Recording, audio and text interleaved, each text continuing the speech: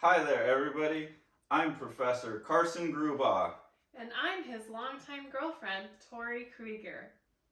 And today we're excited that you'll be joining us for fun with Artist Editions. Artist Edition. Today, what Artist Edition do we have? I don't know. We're looking at original art by Daniel Clowes. So I always thought his name was Dan Clowes, but when you were editing the 8-ball stuff for me, you kept typing Daniel, and I would ask you to put Dan on it, and then I went and looked, and you were right. He has always listed his name as Daniel Clowes, so I don't know where I picked that up. But anyways, in the Fantabucks sale, I had to get this.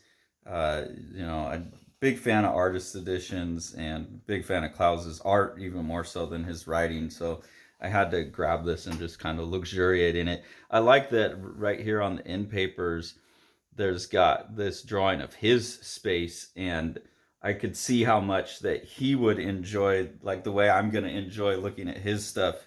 He's obviously got like some artist editions by Wally Wood and Basil Wolverton here. He's got a Crazy Cat original strip that it looks like he owns, and the Bungle family. So I can see where he's going to slave over and appreciate other people's art in the same way that everyone who's buying this book is kind of slaving. Like, I want to, where are these Gasoline Alley? I want to read those. I think it just, anyone who cares about craft and is going to slobber over his art, like the reason he's so good is because he would sit there slobbering as well. So I think that's interesting. Sketcher magazine. And then his little reading spot with his notes. His paper towels, that's very efficient. He's got a nice space. You're all about efficient. Yeah. So I just want to taking notes for his future studio. Yeah, this is so much more organized than my studio will ever be. A lot of he really likes Mad Magazine.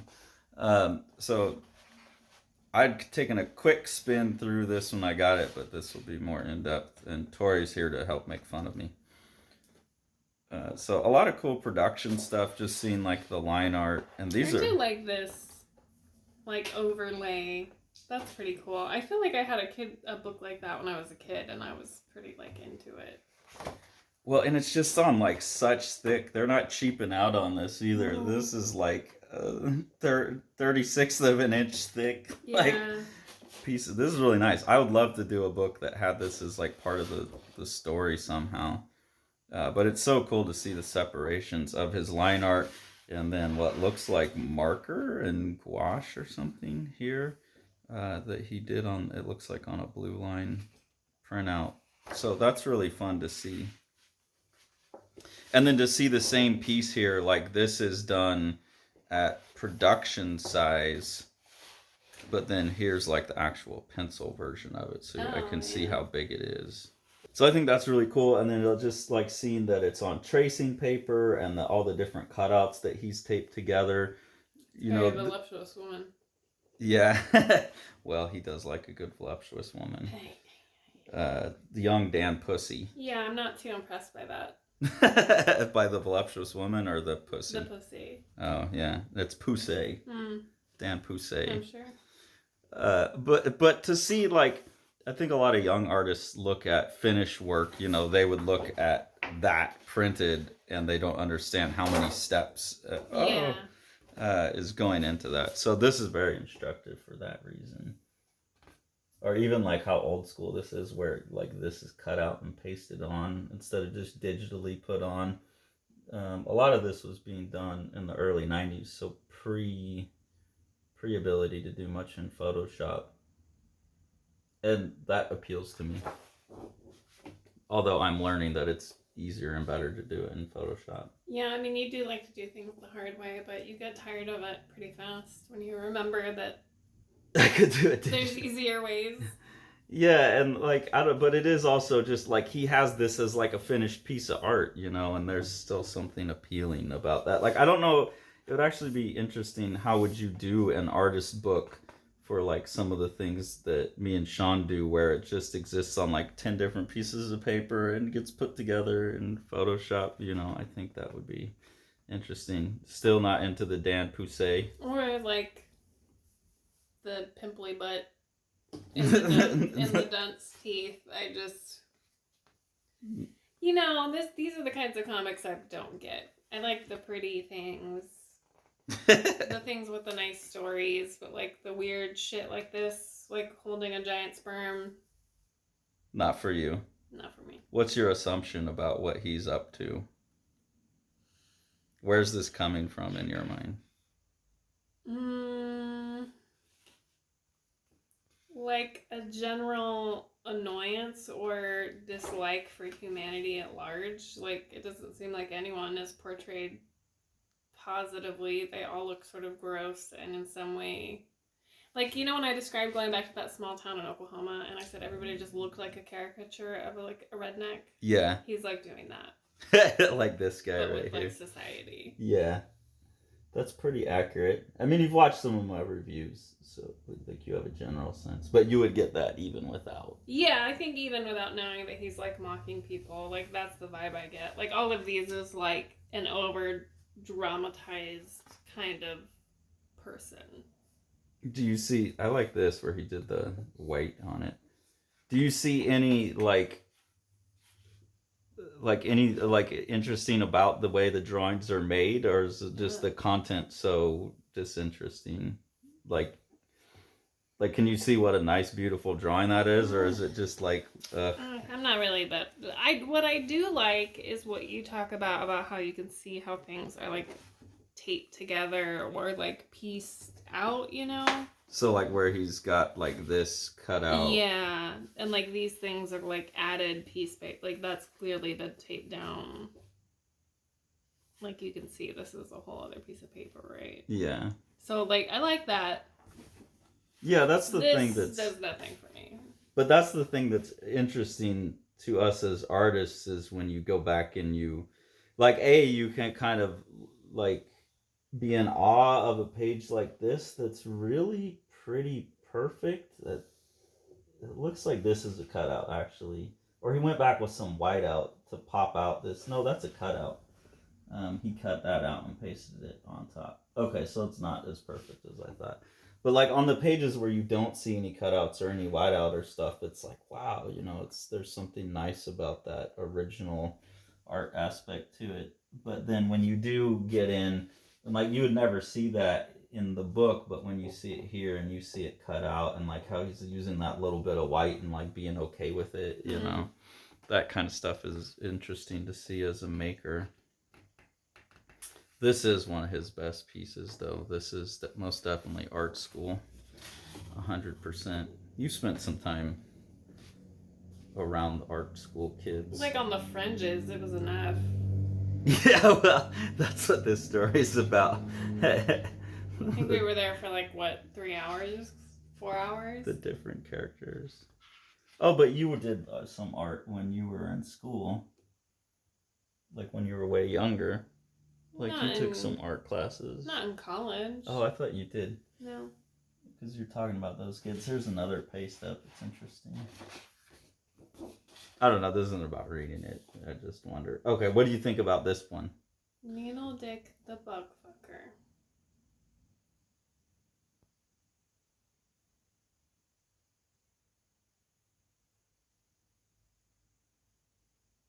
What? What's the point of that? I don't know. I don't like that one either. I'm just curious. I don't know. It's not my thing. It's like, it's over the top. It's gross. It's that thing where people are like trying to be intentionally gross or like. Look at this bug hiding. It's like, no, I'd rather be in the spider web. Or is that a spider? I don't know. So this is good reason to do things digitally right here. I really like the look of Zipatone on things, but it yellows over time. And so that's like a real, like, I'm tempted, like on the stuff I'm working on now, I want to get some Zipatone and use Zipatone so it has like that finished complete look, but also I know like over time will actually make the art piece less pure and nice, so I'd rather do it digitally. This is interesting. He's like working with gray markers. And this is one of the reasons I wanted to get this is because going back and reading 8 Ball, there were certain things that I saw in there where I was curious what his process was. And I know some of those pages are in here, so I wanted to look at that. Ugly girls. He really likes, quote, ugly girls. Mm. He thinks they're more interesting. Oh, I'm sure he does. He's fetishized ugliness.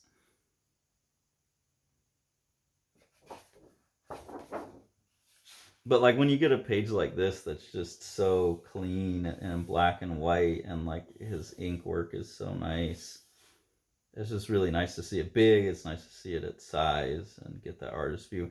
I'll also say, unlike all the other artist editions I got, this one feels like they actually treated the artwork right. It doesn't look all fuzzy. It actually feels like an original piece of art. This was one of the ones I was curious about if he had some strange process, and I'm very surprised to see that these are all on the original board. I thought maybe he was doing in different layers and combining them or something.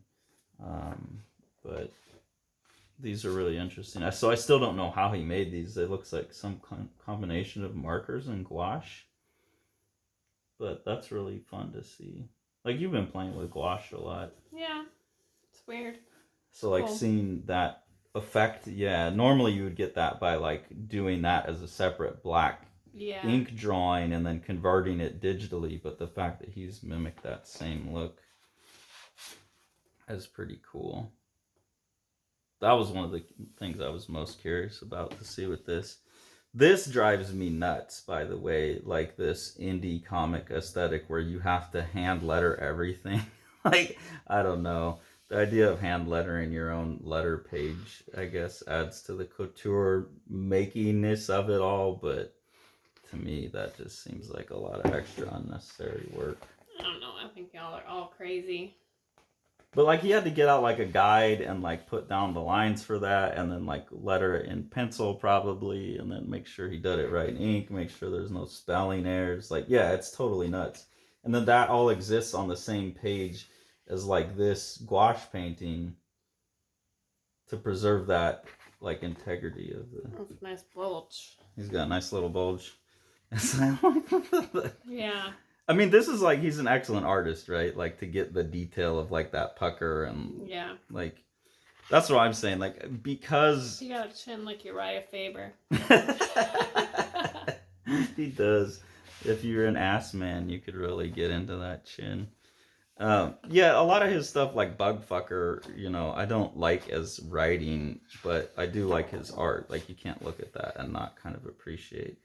So this is also like an excuse for me to just get the part that I enjoy about his work. Yeah. And not focus on some of the.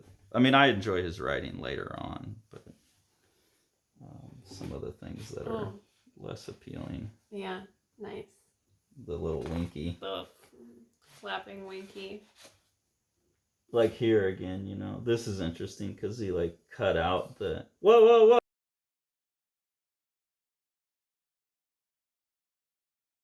Anyways, before someone tried to ruin my beautiful book with their coffee, you just caused pre-planned. That was pre-planned, everyone. It was okay. That was a joke. On a coffee. Before you freaked out the internet with, oh my god, you put a coffee cup on the. I would never intentionally damage. Artist edition. Like here, I like that he had to cut out and like paste on a fix of the nose, or like he didn't. Oh yeah. Like that's very strange. And then the task of like having to try and line up the dots so it didn't look weird and shitty when they. I don't know. Things like that are pretty. This is a cool drawing. I will say that. Her face. With like the side lighting with the. Yeah. He really likes that type of lighting. I'll give him that. And I do think he just really likes drawing like portraits from the front. My god. You're not into this potato lady? What is that? That looks like a penis. A penis tato. I don't know. They kind of have like a little love relationship. This is a very strange. This is one of my least Did she favorite. like lay eggs in his bed? I think so. Ugh. Yeah. Now he's got to jerk off onto him to fertilize him. I don't think he did. Well, I don't know. He's sitting there trying to figure out. He's thinking about it. Yeah. What am I supposed to do with these eggs? What is this? Look, it's Loki. Jeez. Aw, it does look like Loki. But what is all this other stuff going on? This is... I don't know. This is like his surrealist. This is Make it up panel by panel. inappropriate. Inappropriate.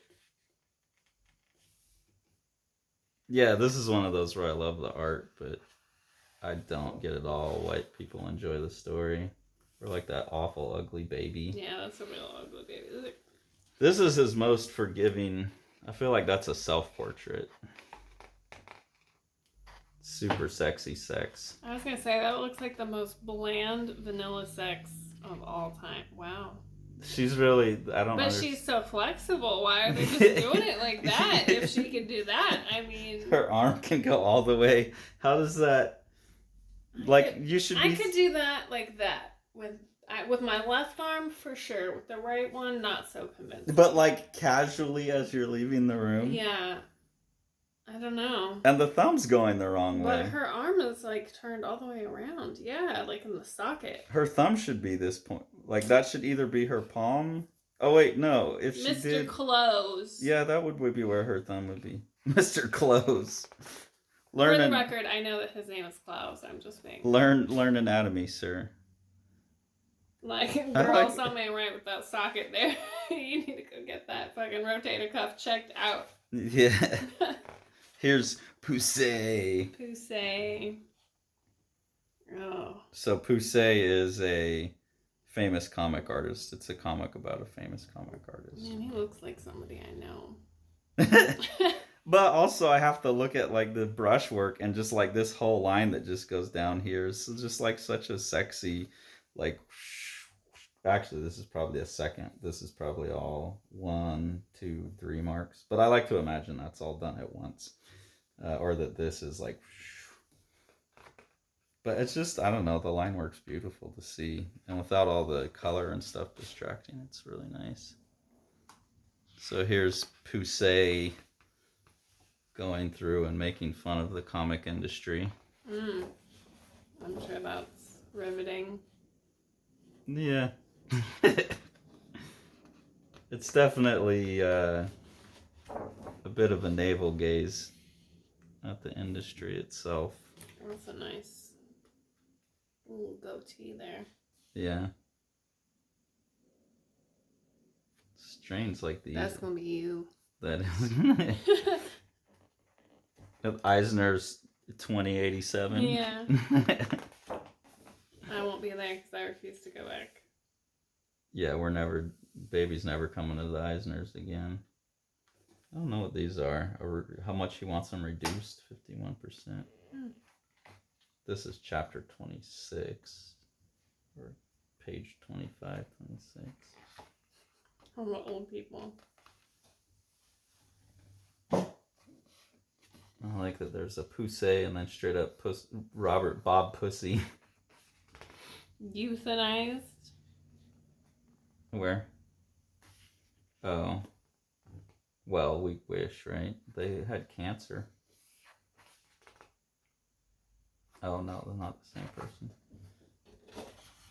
Have you ever seen the Ghost World movie? Mm-mm. Maybe we should watch that. I'm curious to watch it after having read it because I feel like it's a wildly different thing. They also made a movie of his Art School Confidential. This is like a 3-page story and they turned it into a whole movie. And like all of the material that was funny from the comic was funny in the movie. And then it just turned into a stupid murder mystery. I feel like you would like Ghost World better. Why? Because that like making fun of everyone, like he starts to kind of scold himself for that in this one. Like this is where he starts to quit being such a little shit about everything. This is interesting because this is like at the beginning of it, and like there's a lot, I'm noticing a lot of like replaced heads. Mm-hmm. There's a replaced head there. There's a replaced head here. So I wonder if that's like at the beginning he's having a harder time getting the likeness because he hasn't drawn them as many times. Mm.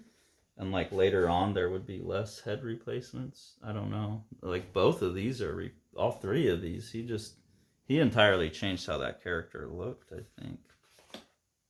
Yeah, from like this here to this, he wanted to make the guy look less dorky actually. Yeah, he replaced the heads on all of them. Versus here where he didn't replace it, that it's like you see it's more like the buck-toothed, like ugly Dan Clowes guy, and here he's a little like that, like less forgiving, and these are all like nicer. Yeah. That's what I'm saying. Like in this story, I feel like he realizes he's being a dick, and he starts taming down the pictures like this. It's interesting to see. This is cut out too. He's struggling more on this story. This is a cutout. This is a cutout. Like he's really unhappy with how the characters are going in this one. See, that kind of stuff is interesting for me to see.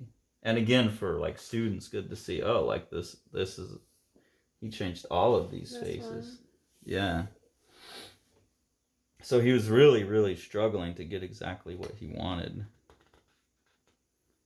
That's interesting. And here we are, we're on like the second one, I think, and there's less of that because now he knows the characters better.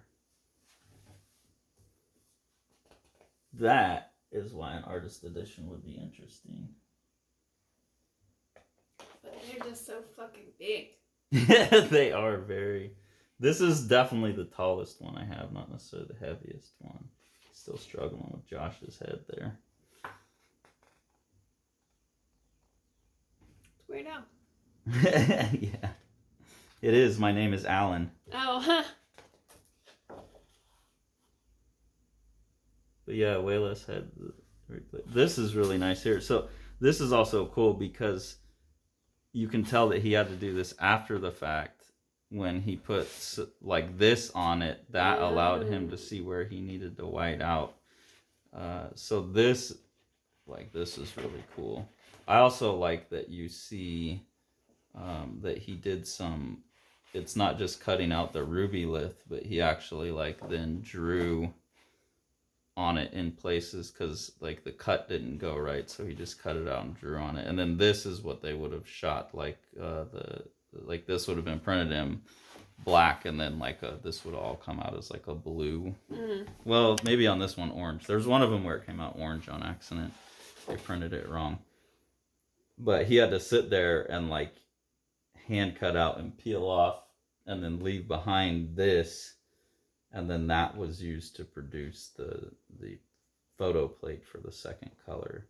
So you get like better fidelity because it's a physical process, not digital. Like it doesn't have to be converted to dots. It can just be like that ink goes in flat in those areas. So I mean, this is just really cool. And again, I like seeing the that's just like the precision and care that it takes to do that. Is it comforting to you to know that someone else is as crazy as you are about? Yeah, a little bit.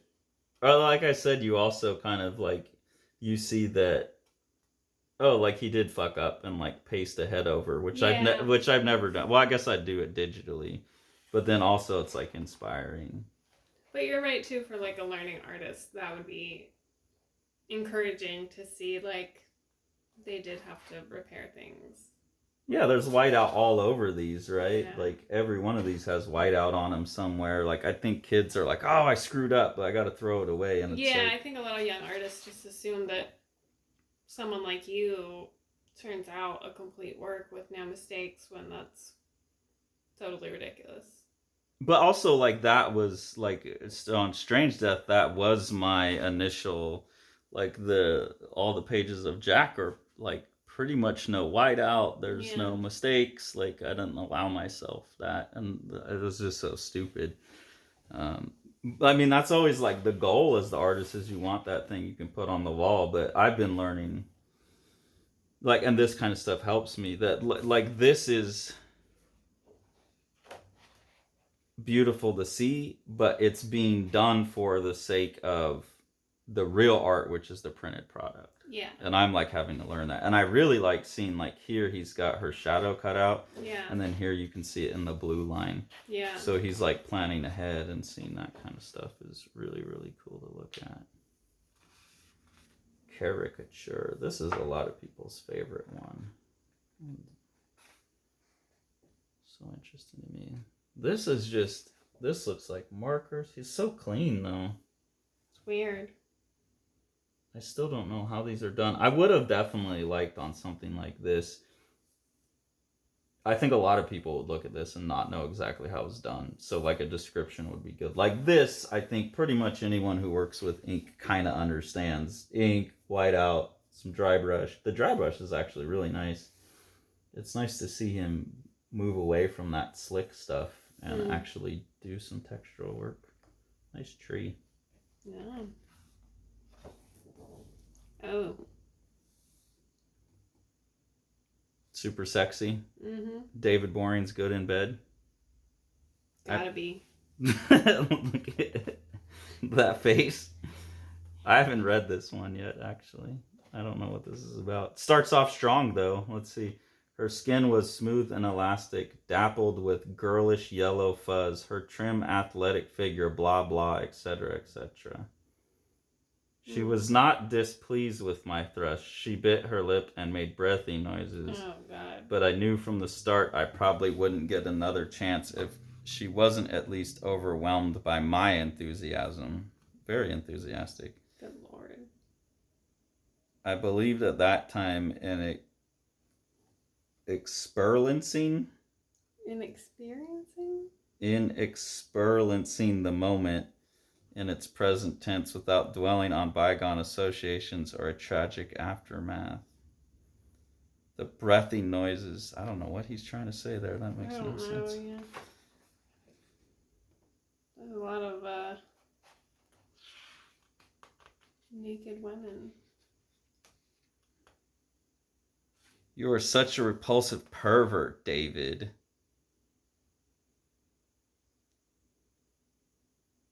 Oh, and then he's like bragging about the girl that he fucked by showing a drawing of her. Is that what that is? Is that her? That can't be her. No. I've had sex with 6 different women.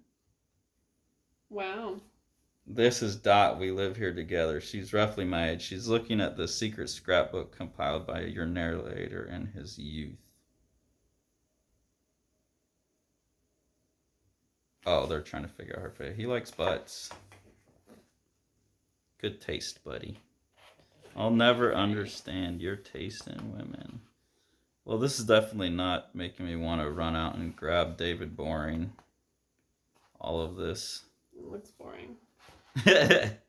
Mission accomplished. All of this fantasizing about women and superheroes. The art's getting really nice and clean now.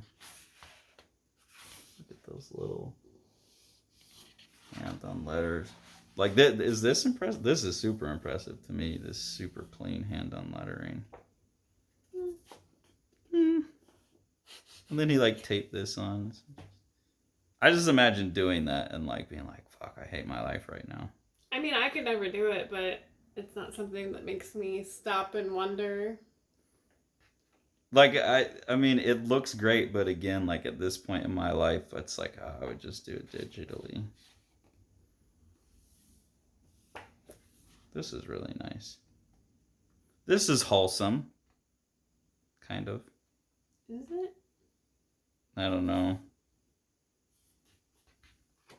It's the illusion of wholesome. I quite like him in this type of style. So at this point, he becomes really like interested in doing a lot of different styles, which obviously for me is a big, like seeing him switch into this is like really cool for me. Yeah, that makes sense. Look at that, put that little extra fly in there with the whiteout. Mm-hmm. I don't know, I've never read this one either. This looks more interesting to me. Whatever this one is. Violet in Love.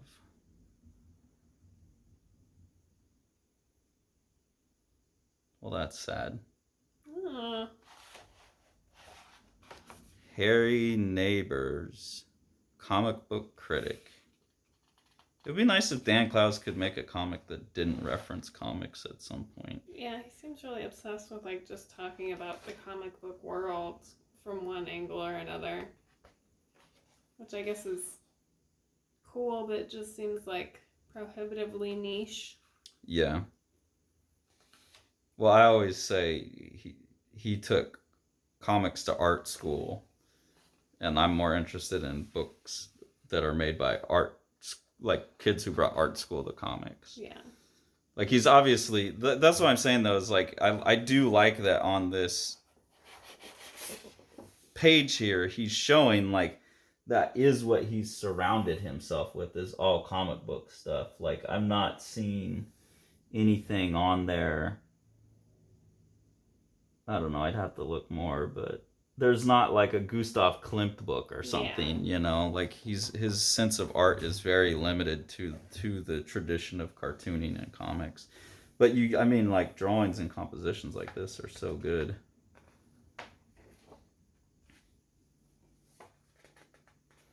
And like again, the hand lettered, like cut it out and put it in, is just a certain level of lunacy. Especially like to me, lettering is the thing that hurts my hand the most. Like I get the biggest cramp. He is hand drawing it though. That's not stats. That's cool.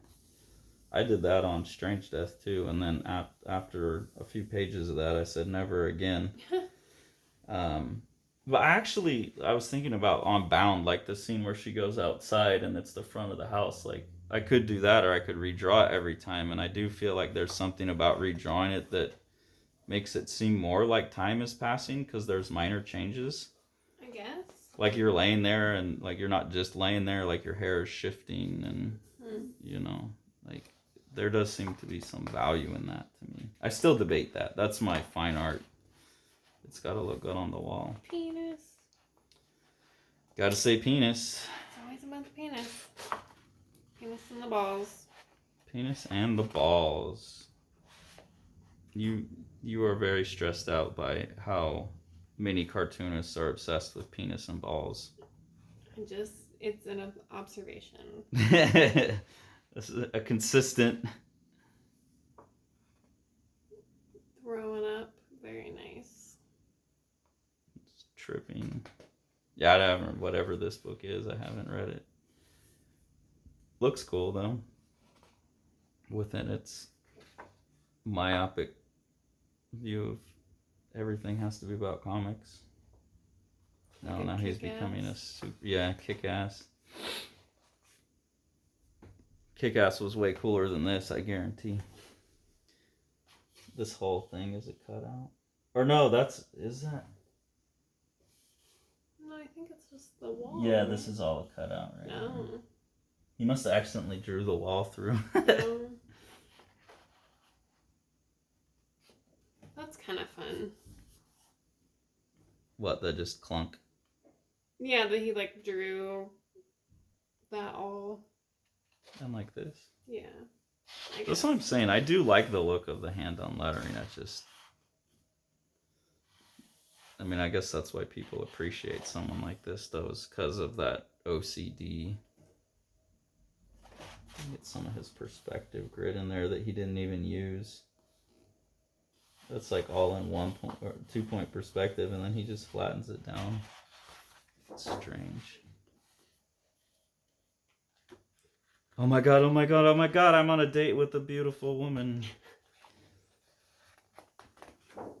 This is why comic artists never get with beautiful women. Gotta be weird about it. Because they gotta keep sitting and making stories about how comic artists can't get with beautiful women. I'm sure Dan Clowes has a beautiful wife. Surprisingly, he was married through most of the 8-Ball stuff. I don't know if they still stayed together. I do like those big, long panels like that. His trees are nice. What do you like about them? I like the leaves. I don't know. The little bushy or these leaves. Like just the I don't know. I like his big, thick line work. I've never been able to figure out how to draw that thick and have it look good. I guess he's got a consistency all throughout, and he's drawn so big. Oh, well, now this is a hopeful looking character. Is that ink colored? Or is it just washed out?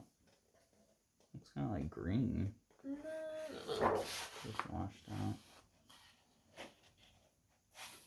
I like here where he's got more texture all of a sudden, because he doesn't normally do that. It's always so slick. The dry brush. Oh, here's a cute dog story. I do like dogs. What would you do if someone walked by Bucha and they didn't say, "What a cutie"? Yeah, I would be pretty offended. Like, you have to acknowledge the puppy. Yeah.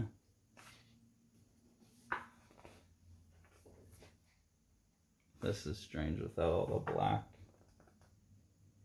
Oh, because he's taking. Property of Sir Jimmy Big Dick. Oh, he got a tattoo. That's not a good thing to have tattooed.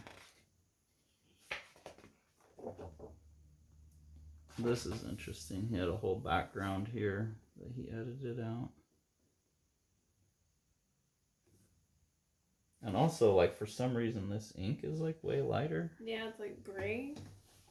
It's interesting to see where you can, like, see that the Sharpie wasn't even, or the ink wash. Or that he, like, did this with the... This is a Sharpie, and then he went back and did this on top of it. Yeah. Yeah. It's strange to see the ink go light like that for no... I wonder what that was about. Oh, and we get some dialogue here that he just straight up whited out.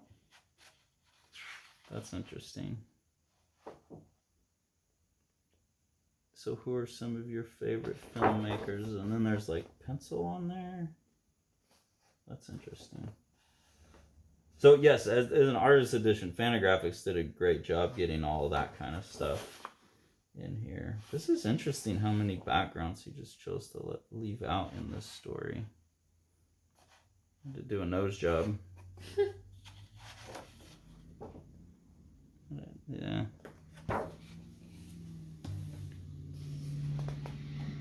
Again, how much she chose to leave out. I like her long face. No chin. This is interesting too. Like, I wonder if these are pages he didn't use, so they're unfinished, or if like this stuff was done with color. Like if there's another overlay that, like in the other one where that shadow was done with color. Yeah. I bet that's what it was. This stuff was done just with a spot color. Whoa. And then this is interesting because this is like, the way this shows up on the book is so nice. See, this is why I was assuming that that other color work was done, like where he did like black on a piece of vellum.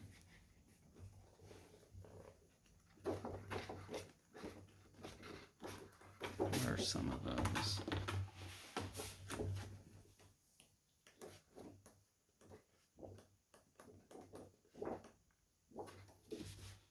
See, like I assumed like this here was something that was done like this, where he's got the black and white line art and then he colored it. And this is vellum, it's not that big thick stuff. So this must be matching closer to the materials he used. That's weird. Which is also like impressive. Oh, there we go. Nice. More sperms. I don't have sperm. You said, yeah. Oh, there you go. Just cosmic jizz. What on earth?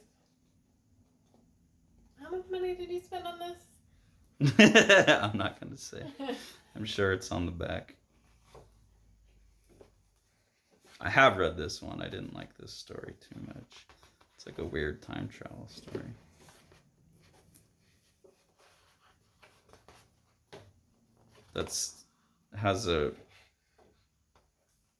I thought I knew what the twist ending was going to be, and it wasn't. I like that page. Very, trippy, strange. Oh, and this is cool. Here, so he is talking about some of how he did it. That's cool.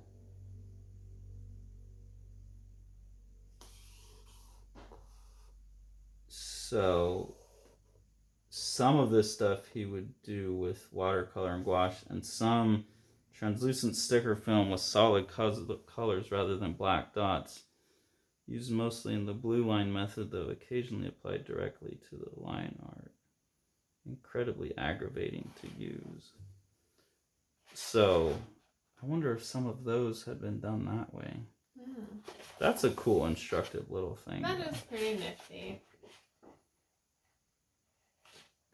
I like the spider web. It's my parting thought. So I wish they would have showed. So this is probably like the. Then on the back, he's showing the use of each one. Like that's the Zipatone, that's the watercolor and gouache, that's the ruby lith, that's the blue line, and that's that cutout film. So I wonder which. I didn't see anything in there that looked. Well, maybe they just didn't print like the color one, because that would have been too much. I can't imagine though coloring a whole story where you've got like this, and then you're cutting out the colors like for each piece. Yeah, that would be terrible. And then like having to figure out how to layer the colors and stuff. I do like that he's like drawing on these like little cutouts.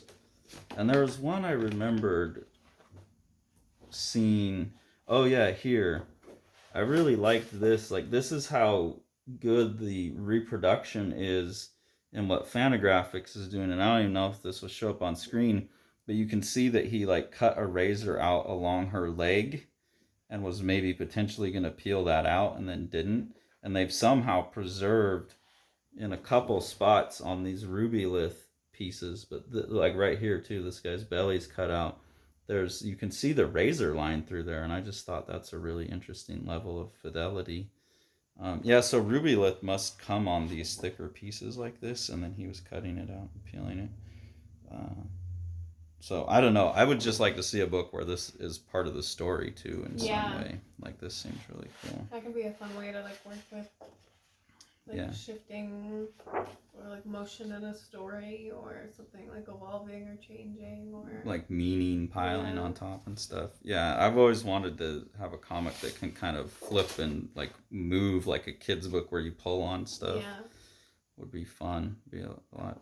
Anyways, thanks for sitting here looking at this with me. Yeah, this is really interesting. You're gonna take me for a Starbucks now? Yeah, babies do a Starbucks. Yeah, but this is, if you can afford it. Let's see. She wanted to know. Yeah, I want to know what ridiculous. Oh, it's the price isn't on here. I think it was $150. Oh my god. It might have been $175.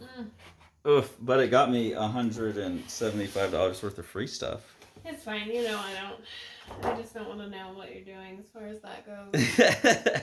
So this at least was like half off, basically. Yeah, it's cool. Ignorance is bliss. Yeah, but this is, I think, in terms of artist editions, this is probably the best one I've seen. The best, like, actual where it looks like art. It's not fuzzy on the end.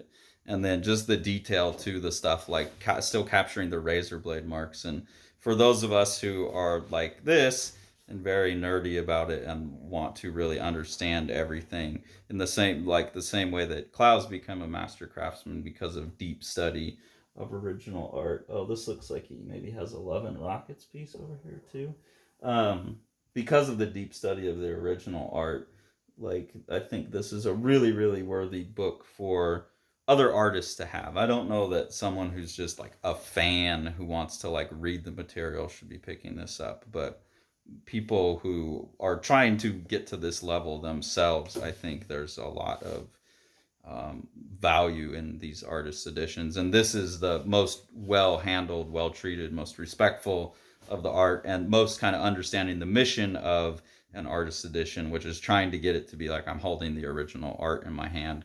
I haven't seen any other artist editions that quite compare or as instructive as this one, especially given now that I've seen the back here with this little educational bit. I really do think, and this is funny too, because this is obviously made for this book, as far as I can tell, and so he made it in the same way that he would have made any of the other stuff. You know, this is all just like he made that page to match the book. Yeah, like this is copyright 2019 and it's for this book. It's not for another book. So I like that too. Like he's very in control of every aspect of all of his projects. Like this was obviously done just for this book as well, with this hand lettering and all of this stuff taped out on here. And again, he's really good with dry brush. I'm surprised that doesn't show up in his work more often, because he really gets a lot out of that technique. But alas, it looks like he's scrubbing some pencil on there too, maybe. Alas, very minimal in his repertoire that he uses that. But a great book, definitely something that people could learn a lot from, but also, yes, excessively large. I don't even think Tori in her weakened state could pick this up right now. Oh, we should try. What, you want to try and pick it up? I'll try. Okay. We'll film it, guys, don't worry. All right, so we'll go to that. Okay, so can Megan Victoria Krieger pick up? This will give you a sense of how damn big this book is.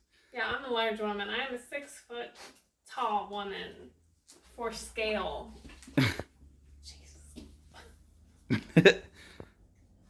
And she's can barely function now thanks to COVID. She's gonna pass out. Is Bucha's over there making sure you don't pass out. So there you go. That's the size of the Dan Clowes original art. It's definitely the tallest, but not the heaviest book I own. Thanks for following along.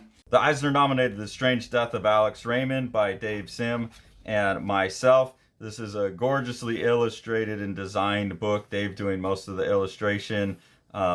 Amazing compositions throughout. What Dave is doing is he's recording his obsession with the death of master cartoonist Alex Raymond behind the wheel of Stan Drake's car when they got into a car crash. The best description of the book that I've heard is that it's like understanding comics with pages like this, mixed with something like From Hell, when you get into the theories about, you know, what actually happened with the car crash. And then with Sean on production, it's just one of the most gorgeously printed books you could get a hold of.